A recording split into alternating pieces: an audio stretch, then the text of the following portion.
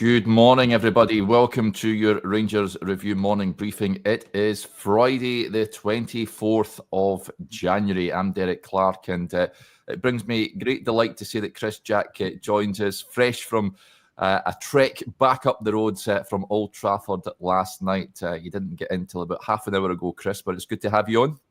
I don't know if fresh is the word, but I'm here. I'm here in mind and body, which is the most important thing. The next half hour will determine how fresh I actually am. Now I've got the video to do this morning. I think Robin Proper is the player follow up that were got on the site in a couple of hours' time. I think it's 12 o'clock for that one. And Josh has got a couple of pieces on the site next couple of days as well. So the journey back gave us plenty of time to mull over events at Old Trafford and plan ahead for the next couple of weeks, so we used the time well, but a bit sketchy in places on the journey back up. So safe travels and best wishes to everyone that's making that journey today, or if you're heading back up the road tomorrow, enjoy your extra day in Manchester. Yep, take extra care. It is a bit windy out there. I know the trains have been cancelled today, so just if you are staying down here an extra day, then kick back, enjoy it, and just don't worry too much about it, and watch the show, of course, as I'm sure you'll be doing. It was we'll get onto the game shortly, but it was terrific to see so many and converse with so many Rangers fans yesterday. Went into Manchester early on, went to a few pubs. And met loads of guys that watched the channel. Had good chats with them all. Although I think the first guy we met at the Oyster Bar, I think his name was Davey, he said that he's a jinx. So if Rangers get beat, we should blame him. So I'm blaming you personally, Davey, for that result last night when it looked like Rangers were going to record what would be a magnificent draw away to Manchester United. But we'll dive right into it, Chris. Of course, me and Joshua were on immediately on the full-time whistle to give our reactions to the game. There's no doubt about it. We're sort of crestfallen at how it ended for Rangers, given Cyril Desser's wonderful strike to get Rangers back on level terms. But in the end, you could say two defensive lapses cost Rangers. Jack Butland coming for a cross that he failed to deal with. It's an issue for Jack Butland, I said last night. He's susceptible to those sort of balls into the box. He was helped out previously prior to that when Hamza Igaman cleared off the line when he failed to come and connect with the ball. It's a concern for me. That being said, he did make some quality saves during the course of the game, and as James Tavernier said in his post-match interview to Joshua in the mix zone, he saved Rangers on a number of occasions in that game. So he was backing the goalkeeper, and the final goal, the Bruno Fernandes strike in stoppage time. I think Jefty just falls asleep. We can point the finger at him. I thought he had a decent game last night up against Ahmad. There was times when he'd got the better of him, but I think in the main he stuck to his task well. And it's just that moment. It was a real learning curve for Rangers. If you switch off, then you get punished in these moments, and unfortunately Rangers were. What did you make of the game as a whole and those mistakes that ultimately cost Rangers? I was a bit frantic at the end. The boys got into the press conference room last night and had like 1,000-yard stares on them. When you have to rewrite your stuff that quickly in that many times in the space of a couple of minutes, it can be quite the challenge. But everybody managed to get it done and get it filed. And I think if you, in the immediate aftermath, I think the Rangers fans will feel the same sense of pride in the team that the manager felt. They might feel it was a bit hard done by in terms of the result. I think if once you take that immediate emotion out of it, you say, well, Man Utd deserved to win the game. It was them that had the most of the ball, them that certainly had the most of the chances and had the better chances. But you look at those moments for Rangers, you think of the chances they had in the first half. Ridvan won, should have done better. Nico Raskin won, he has to score, and you then get yourself back into the game with that Dessers moment, and you think the Rangers have managed to get something here to then lose it in the manner that they did is also really hard to take. But I think overall you have to say Man United were the better team, and Man United deserved to win the game. But it was the manner of it for Rangers that was the most frustrating thing. You touched on Butland there, a mistake that you just can't make. You simply cannot do that at any level. Never mind at this level. And the winning goal, as you said, on Shefty, it doesn't deal with it. It's a really good finish from Fernandes, as you would expect a player of his quality. But I think the manager summed it up quite well in his press conference. He was right to be proud of the effort, right to be proud of certain aspects of the performance. But I think Ruben Amorim was fair in his presser as well, said that Man Utd deserved to win the game. And I think that's fair. Yeah, doesn't hide the fact that you thought you're coming away with there with a point in the end. The goal from Dessers, incidentally, was let's not beat about the bush, world class. The ball from Tavernier, fantastic pick out to then hold off Maguire. The first touch with his right foot to get it onto his left. That is what he is capable of, Chris. As much as he frustrates the life out of supporters, he often pops up in these big occasions with goals like that. Olympiacos, of course, being another, scored away the game against Dynamo Kyiv as well. He's for me, he's still an asset, and I get the European squad situation. There was a comment that came in here saying from Broken, he says, "What's the script with updating the European squad? Can we add players in the next round?" I certainly wouldn't be selling him before the match next week against Union Saint-Gilloise, where Rangers may very well need him. I think they will need him, even just in terms of bodies. You look at another three coming off last night. I know we'll come on and touch about Tannadice later on, but the squad is getting is beyond stretched now. It's almost that breaking point to lose that many players. Also, a good thing for the weekend is that Yanis Hadji comes back in. Nilo, we hope, won't be too much longer, but there's a number of them obviously out. And that's going to cause some real issues. On Dessers, it's a really, really accomplished finish. Unfortunate with the one he had just there, that he dinks over the goalkeeper and it clips the post, and you then think that's the chance, that's the moment, that was it. But when he then makes an intervention like that, so he gets the better of Harry Maguire so easily, as you touched on. Brilliant pass from James Tavernier, a moment of real class to play that pass. And the finish from Dessers was certainly worthy of the stage and of the occasion, but ultimately not quite good enough for Rangers. And again, the manager touched on it post match about it felt. I think it probably felt even sorer for Cyril and some of the other players, because the manager spoke about it being a chance for heroes, a night for heroes. Dessers could have been that.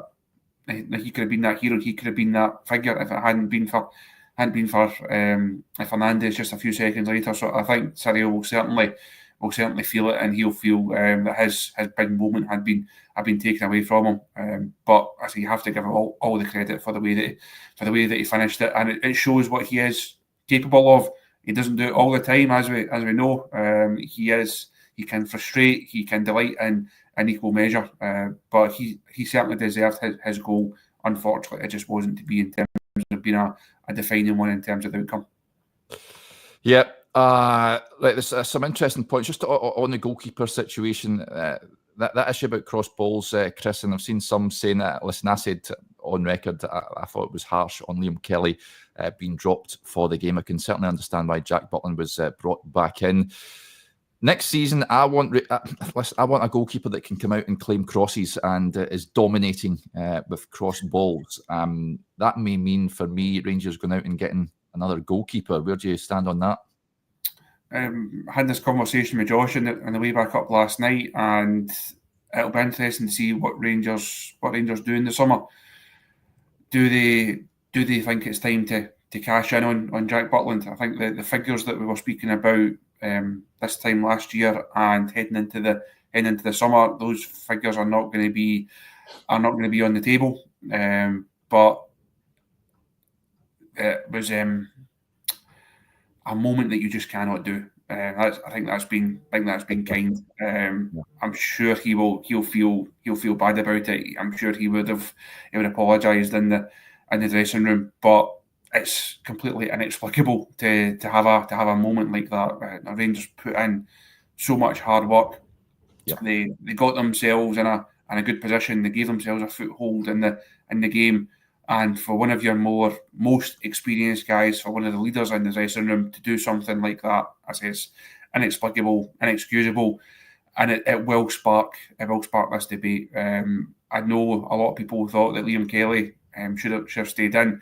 That cross ball scenario is one of Liam Kelly's shortcomings as well. He's not commanding in the area. It's not something that he's particularly good at. Yes, he's better. I think he's certainly better with the ball at his feet.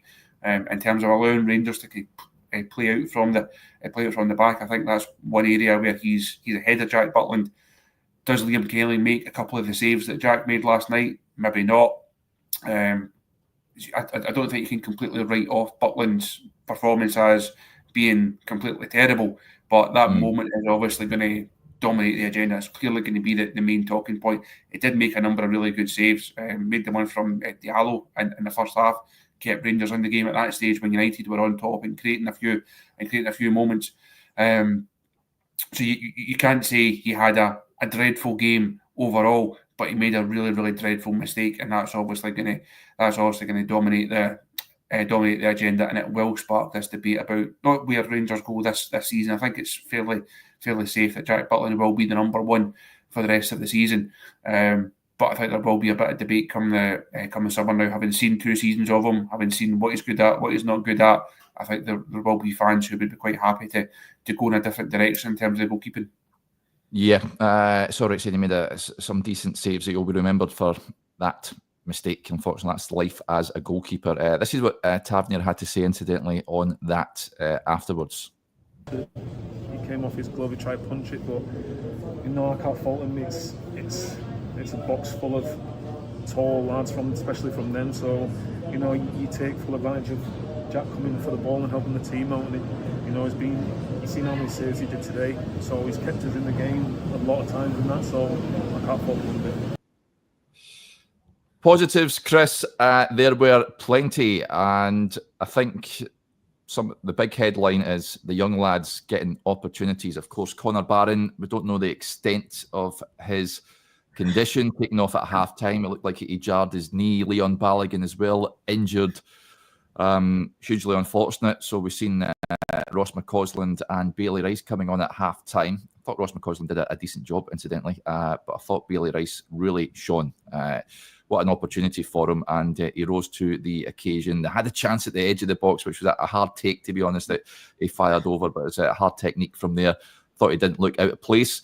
And, of course, we also seen Finlay Curtis coming on for Václav Černý, who hobbled off in the second half as well.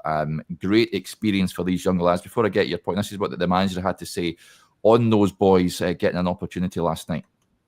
Huge experience for them. So they're only 18 years old.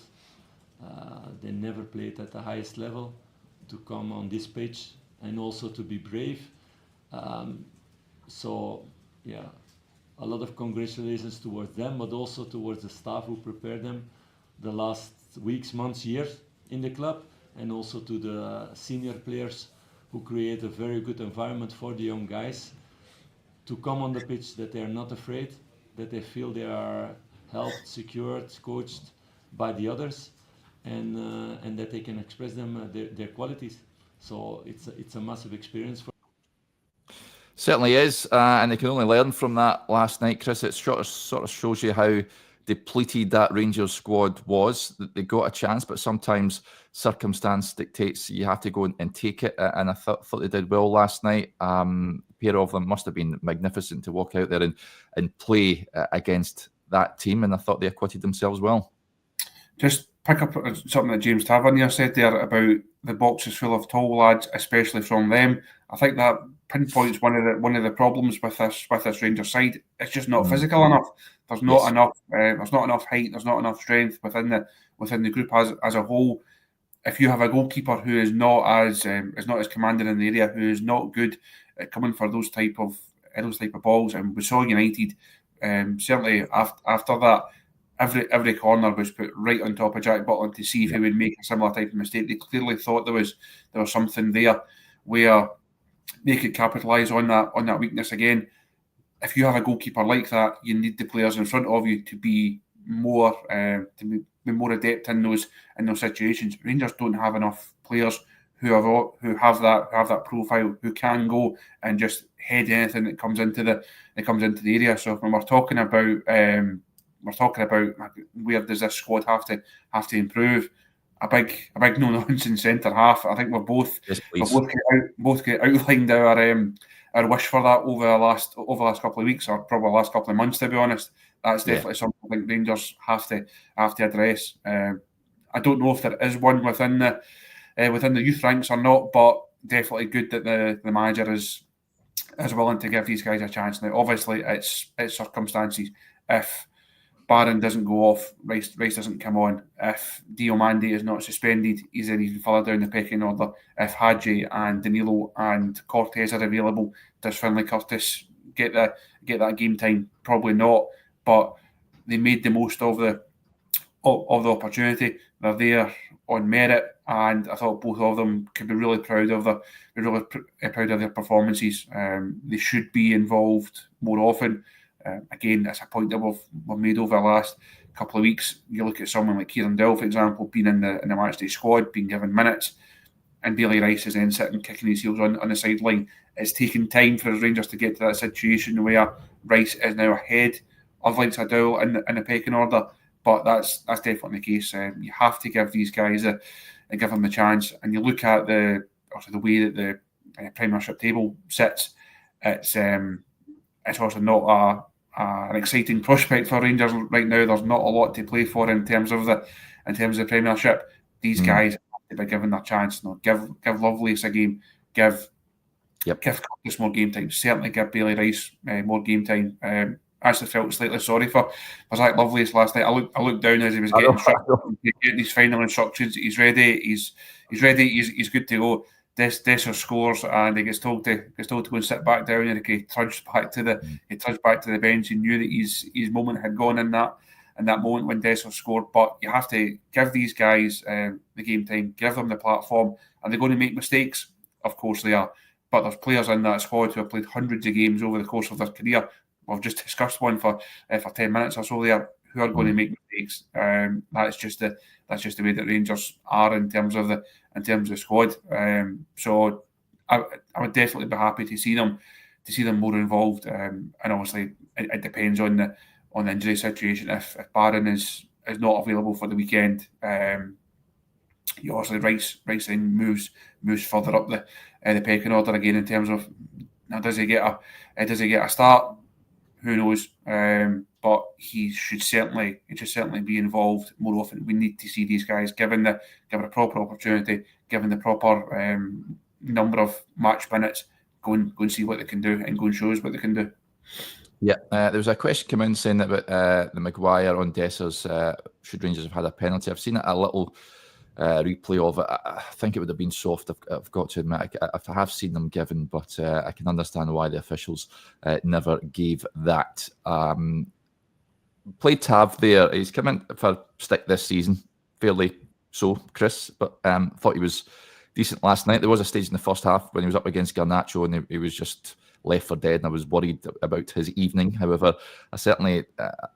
it was a bit of left field from Clement putting him at centre back, but I thought he did well. Ridvan at right back, I don't want to see that again. I was calling for Leon King to come on before he did. I don't think Ridvan had a good match last night. He was well off it. His touch was poor. He was giving the ball away, and he looks someone that is just struggling for a bit of confidence at the moment. Kenny Macklow gets in touch. He says, Tav was man of the match for me. Certainly was a decent performer. I thought Raskin had a decent game as well. Iggaman, when Rangers managed to get the ball to him, I thought contributed as well. I just would like to have them to just get the ball to him a little bit more, because I think he certainly had the beating of the Man United backline when he did have the ball. But Bayrami was a disappointment. He has not turned up for a good few weeks now. Question marks certainly surrounding his signing at this point in time, and whether he is contributing enough. I think with Tannadice on the horizon and Yanis Hadji back in contention, I would be looking at making a change with regards to Nadim Bayrami. I know Dessers came on for him last night. Could an option be a Dessers Iggaman up top? Hadji coming in as well. That is something I think I can get on board with. But Tav is man of the match. You had a decent game last night, Chris? I thought he did play well, and if he had not played well, people would have been on piling in this morning. So I think when he does play well, it's then only right that you give him the praise that he's due. Or having to play out of position, even more pressure on him to try and lead the side through. And you look at the changes that Rangers had to make. You look at the side that finished. It's makeshift at best. So you've got Ridvan, who started wide left, then playing right back. You have a couple of the kids on. You've got your captain, who's played hundreds of games at right back, having to move in one and play centre half. So I think that adds in. It's not an excuse, but you can use it as somewhat of a mitigating factor for Rangers. And it's what would have made the result all the more sweeter if they managed to hold on to it, because it would have been a real backs to the wall performance. It would have been a team and a squad just grinding something, finding something from the reserves to go and get results. I think that makes it feel a wee bit worse. It's not as if it's Rangers' best against Manchester United's best. And you look at the changes they were able to make, and the not even just in terms of the money that's been spent on it, the number of players of a certain standard that United were able to introduce. Not in the same stratosphere as what Philippe Clement had to play with last night. So I think Tav was a good performer, and again, like Dessers, he would have thought that would have been his goal, or that would have been his moment. He's not contributed as often in terms of goals and assists over the course of the season, but it was a really good pass. Dessers finishes it well. I thought I saw the ball that he played for Ridvan in the first half as well. If that had finished off, that was a really nice moment from Tav as well. It's just unfortunate. If it had been a good man that it falls to, there's a chance it ends up in the net. Ridvan, he's just going to try to put it back into an area. It's not really going to trouble the goalkeeper too much, and he saved it fairly comfortably. But overall, I thought Tav was a more than decent performer on the night for Rangers. Yep, there's a chance in the first half as well. Of course, Nico Raskin threw on goal. What a pass that was from a Hamza Igaman. Perfectly weighted. You just wish that it was a Raskin to Igaman as opposed to the other way. He sort of couldn't get the ball from underneath his feet, Nico, and the goalkeeper was able to stop that one. But Blazing Blue with the point says a few of Tav's corners were outstanding. If you had a few big lads in there. Again, it was frustrating last night. Balls getting fired into the box and Man United dealing with them, given the height sort of there. Rangers don't have the physicality to challenge for those balls. I would like Rangers to have varied it up again and gone short, but there you go. Ahead of, there's a point that came in I wanted to touch on. Bailey Rice we discussed there in the midfield. Of course, we don't know the extent of Connor Barron's injury. Colin with the point, injury to Barron presents Clement with no hiding place now. He has to give Rice minutes, which I'm sure he will. So many youngsters under 23 done well. It sort of ties in with your point earlier, Chris, about giving the young boys minutes. I think the league, as we know, is gone. So it's all about Europe and the Scottish Cup now. And of course, Rangers look like they will have a playoff to deal with. It looks like that the top 8 is out of reach. Rangers dropping to 13th in that expanded table. Correct me if I'm wrong, folks, but if that's how it ended up, Rangers would be taking on the Swedish side Elfsborg, which doesn't exactly fill me with dread, I've got to say. I would fancy Rangers in a playoff, and given that there is, as we touched on, pretty much dead rubbers in the league from here until the end of the season, then I'm not too unhappy with extra games in Europe. And of course, it's an extra game at Ibrox as well. But in terms of the playoffs, you'd imagine Rangers, you expect them to go and round off the campaign with a victory. I mean, Union coming up next, Chris, be Thursday before we know it. We hark back to that famous comeback win at Ibrox when they won 3-0 after we were both in Belgium for that first leg. What was a horror show. Rangers losing 2-0. It could well have been 3-0 on the night over there, but they came back at a real stirring comeback under Gio, and they won that game. They're a decent side. I know they won last night, but you'd expect Rangers at home to go and get the job done. slightly disappointed this isn't an away tie rather than an Ibrox tie, because Leuven was a smashing trip a couple of seasons ago. We really enjoyed our time out there, apart from the 90 minutes, which was absolutely dreadful from Rangers. They did not turn up that night at all. We're really far off it, and also as you say, he managed to turn it around and get the job done in the end. You would imagine they would have enough to get through if they can repeat the Ibrox performance levels against Bucharest, certainly against Spurs. That should be good enough. Also, they've got a trip to Tannadice to take care of first. Have to try and come through that unscathed in terms of points and confidence, and certainly fitness. And then what side is the manager actually able to field next Thursday? But you would imagine they should have enough to get through that one.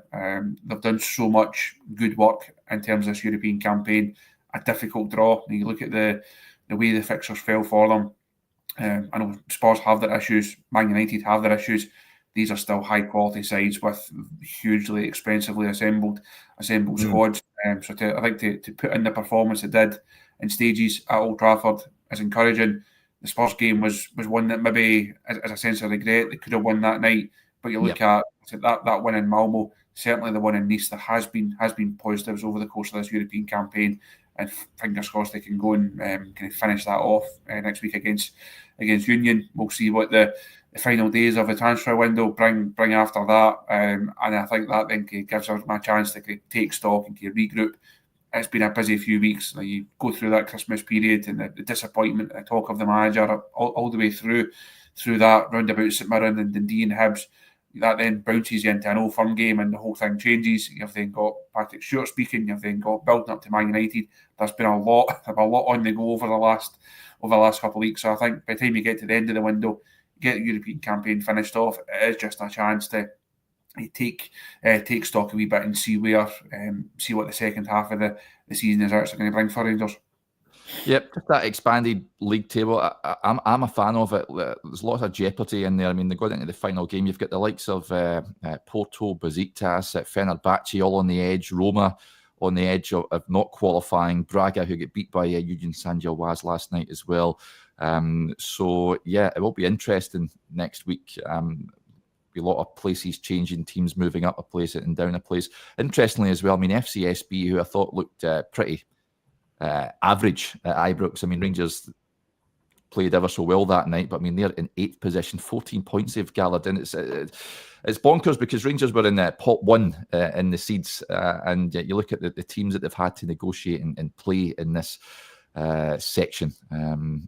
They have not had the luck of the draw, that's for sure, but hopefully they can round it off with a victory next week. We'll talk about Dundee United. Before that, there's a lot of comments coming in. I want to just flag something up. There was a number of people saying just concerned about a Rangers fan who has gone missing last night. Unknown says Rangers fans went missing last night, left his phone, jacket and wallet on his seat. Robbie Hepburn. So listen, if he's out there, if you know of Robbie, then please contact the authorities, try and get in touch with someone if he hasn't been found yet. You'd never want to hear things like this, but we hope he's found safe and sound. If you can let us know in the comments as well, folks, if you have an update on that, seen it on social media, his picture being shared as well. So hopefully he is found for too long. Dundee United at the weekend, then, Chris, we touched on Hadji. I think it's a given he'll come back in. I would also like to see, and I think he will anyway, given the injury to Leon Balogun, that Clinton Enciala comes back in. I'd imagine he sticks with Butland. I can't see him changing his goalkeeper now. Probably Liam Kelly comes back in for Queen's Park. But that aside, any other alterations that you would be making for the game? Mohamed Diamandi coming back in, or does Bailey Rice get a start? I think you wake up this morning, you assess your walking wounded, you see who can actually walk while they're wounded, and then you pick a team after that. I think the options are going to be really, really stretched. So I think you touched on there, Yanis Hadji welcome back in. Amanda, you mentioned earlier on, Bayrami on form. he does not deserve to start. Has been way off the level for a number of weeks now. But given the options, does he start potentially? Obviously, there's no press conference today. There was just a couple of player interviews done in the mix zone last night, so no press conference with the manager, so we won't get an injury update. He touched on it last night and just said they're still waiting to do the full assessment. So a lot of people will be waiting anxiously to see the team lines on Sunday, and also the manager will then speak. After that, and hopefully be able to give a bit more detail in terms of the timescale. For me, Tierney is the biggest concern in terms of the team, because I think I don't think he was great last night, but overall he has been really influential. He's contributed in terms of goals and assists, and there's just not a natural replacement. Now, Ross McCausland came in last night, but is not at the same level. So for me, Tierney is the biggest concern. Barron, we saw the replay of that one on the screen in front of us. That looked a sore one, and it looked potentially a bad one. If he was to fall out, now you mentioned there, Diomande can come back in. Bailey Rice, have no concerns about him coming in. So that one can almost be mitigated to an extent. The Tierney one can't really. Well, Cortez is out. Well, obviously Matondo's still on the books, and Rangers haven't been able to do anything else in terms of incoming. So time will tell what the manager can do, but I don't think you'll see many changes. It's going to be a case of patching guys up, see who can get through the minutes, and then in this run of it's just putting aside on the pitch to try and get through. If he does have to turn to the kids again, say Rice has to come in or Curtis has to come in, no issue with that at all.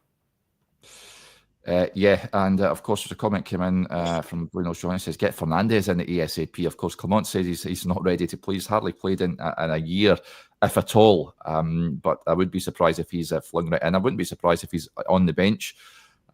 He's coming here to, you'd imagine he'll be looking to play, given that he's not been playing for Lille, and apparently I think Montpellier were keen on him as well, but he chose Rangers. So I'm sure we will see him before too long. Whether that's Sunday, who knows? Shug with the point says, any transfer updates? I don't think there's any as such, other than Rabbi Matondo's projected move to Coventry appears to have broken down over negotiations over bonus payments. He was set to go there on loan, with Coventry having an option to buy. That is hit a major snag with Rabbi Matondo's demands, Chris. A deal that I think a lot of Rangers fans are keen to see happen, but over the last couple of days, as you've outlined there, it seems further away now than it was just a couple of days ago. So that's something that Rangers have to work on. We had the story a couple of weeks ago that Matondo and Dow were able to move on if they could find other clubs. I think Rangers are not going to be too hard to deal with, but they have to try and find a way to get these guys out the door. Not contributing, not going to offer value for money over the coming months. They have to try and find a way of getting their wages out the door, and then potentially trying to use them in a different way. So there's still just over a week of this window to go. It actually finishes on the Monday rather than next week, which is a strange one. I think everybody just assumes it ends at the end of the month. It does close on the Monday, so we've got another weekend, the next couple of days of rumours and conjecture and all the fun and games that comes with a transfer window. But no, it's all been quiet the last couple of days as far as we're aware. Yep, and there's a point that came in as well on the game on Sunday. Dave with the point says, is there any chance of the game on Sunday being postponed due to the storm? I'm not too sure how long it's supposed to last. I've not been keeping a real close eye on it. I know it's there's a threat to life out there and a red weather warning, but I'm not entirely sure how long it lasts. But you're not heading up to Tannadice anyway, Chris. You're just bunkering down in your humble abode. I'm not venturing very far at all today. This is as far as my commute and my journey will take me today. But I think in terms of Sunday, I think we should be fine. I just this these weather warnings seem to expire later on today. So I don't think there's any issue certainly ahead of Sunday, unless there's another kind of weather front behind us. But that's not my area of expertise. Let's not venture into areas that we know even less about than Rangers in football. So let's not overstretch our capabilities. But fingers crossed, it's all fine, and everything's okay for Sunday. Josh is heading up there for us, and hopefully he's heading back down with an encouraging performance and result. Yeah. Right. We'll wrap up. I've got an image, incidentally, folks, of the chap that's gone missing, Robbie Hepburn. So if you see Robbie, if you're down in Manchester, if you keep your eyes out for him, and hopefully, he's found safe and sound. Right. That'll do us there. A big thank you to Chris, as ever, for getting up at what will be an ungodly hour after about 25 minutes sleep, and getting home safely. It's good that you got back up the road, no bother at all. We will be back, of course. I think those of you that are extra members, I'm recording a video with Joshua just on Bailey Rice and the young lads getting an opportunity and what we might see from now until the end of the season. So that will be with you a little bit later on today. On Sunday, of course, Joshua will be at the game. So we'll have all your usual pre-match and post-match content to come from Tannadice. But thank you to you all for tuning in as ever, and we'll speak to you later on. Bye for now.